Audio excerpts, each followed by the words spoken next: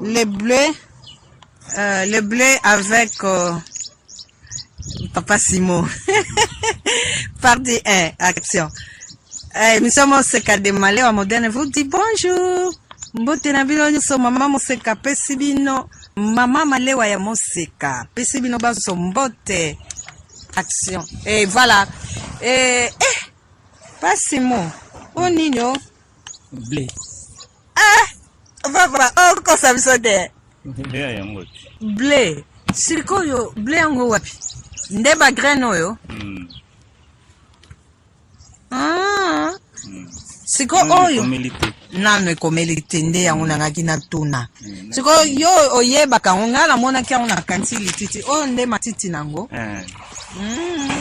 Un peu plus loin là, yango lisusu yango eso pasoli yango. Eza se bateka kango mingi na wenzi. Ne tisu munango mingi bateka na wenzi ban.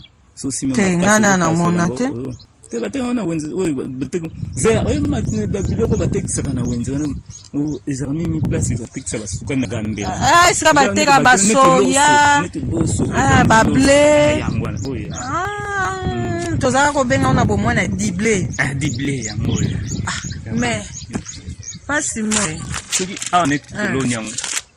Le dogo net koloniango était belle mususu yango. Tikuna yango suka no bandeke ba ya yango. Bandeke balia kana mo ba grain yango siko boko protéger ndenge ni. Opo tomoni yango ka par hasard na nzela neto otambola nayo. Misusu kuto boye. Nimako na mona kuna. Oye buta eloko moko. Eza des sortes mususu. Ya blé. So lo nyama o sala tete abatu bayebi yango te.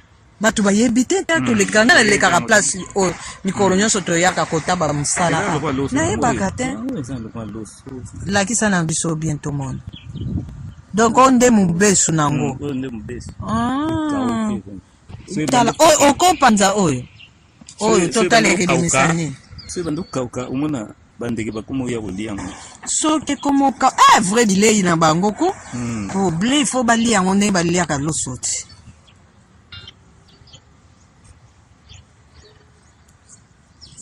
Ope mubeso zo bi mata bien te. Et ko inga souci na ngana gina mona grain wana. Parce que mo mekana on sala miracle ko.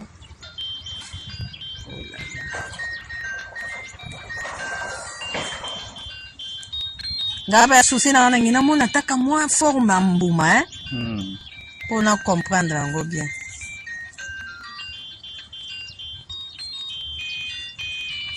Pour na commenter mbuma na fo bima. Ko bimisa onde ya pasi na mona. Pour na commenter. Pour na ne commenter. Moi forme mon ami. Voilà. Yo yebela ke oneni. Bayebela kala. Kala. Seke boza ozala na babilanga. Bilo moko abongo.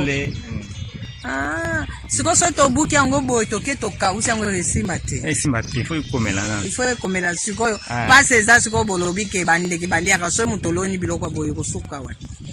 Temba de balia so ikauki. Siko eza nano. So ebanduka uka yo kanti ba osisa nyonso. Donc on récupérer ka mukie. Bonga moni pe bakola kisango sachet.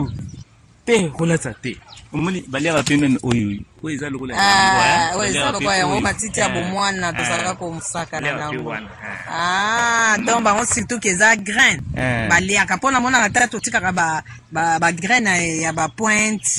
Ya bandunda to kuta ko mona mususu soso azolia. Ngabe na moni technique ya bien musuko la kisango sachet mabe. Sachet. So le faire un sachet de débit. Ils ont respiré sous terre. Mais c'est vraiment aussi ça zote otikela biso so dapo.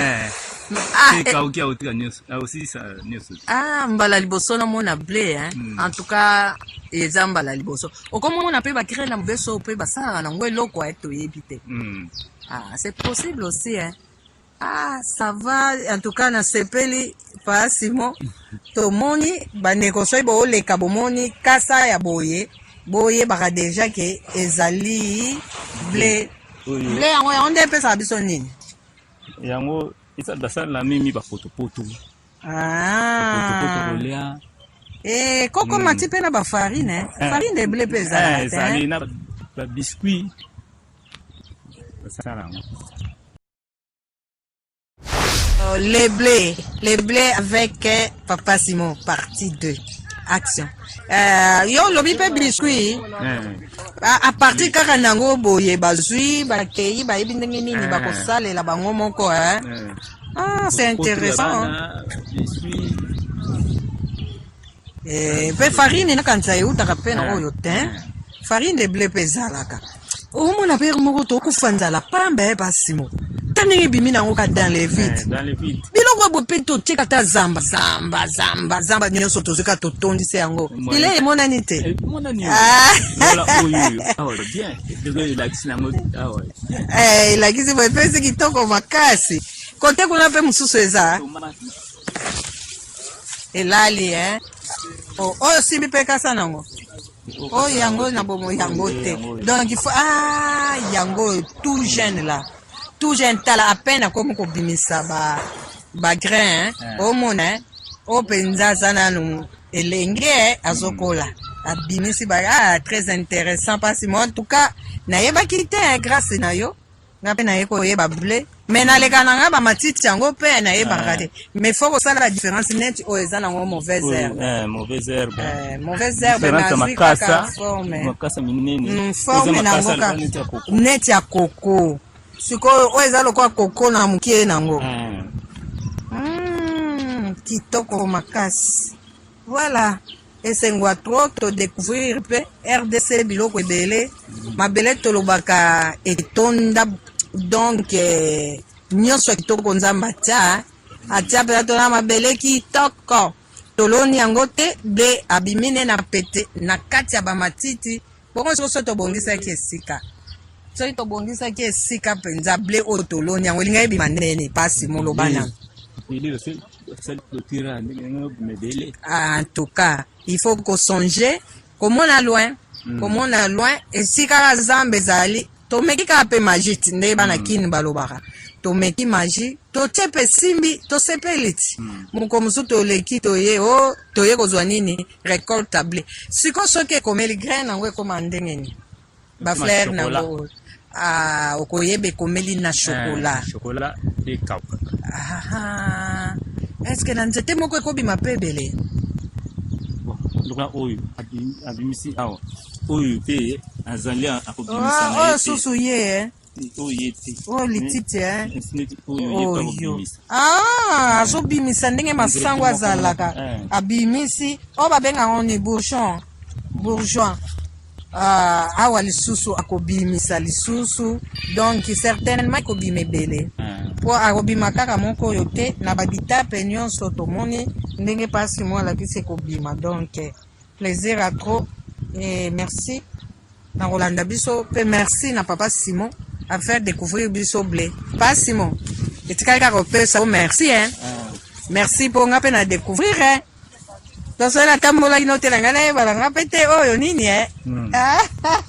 esengwa to kotambola mpe na bagronome talaka bango basimbi masolo bango nde mpela bakopesa biso bilei donc bakasta nango eza lokwa kana sucre lokwa tobengaka koko na Kinshasa koko to kokoti koko ye oyo tobengaka koko na Kinshasa mais yango te soko otali bien komona ye aza neti jamke koko ye ayaka na ye ti ja monene kana sucre eza différent voilà. Et merci beaucoup. Et nous, émission Moseka, nous vous disons merci, au revoir, abonnez-vous, likez. Voilà, à la prochaine.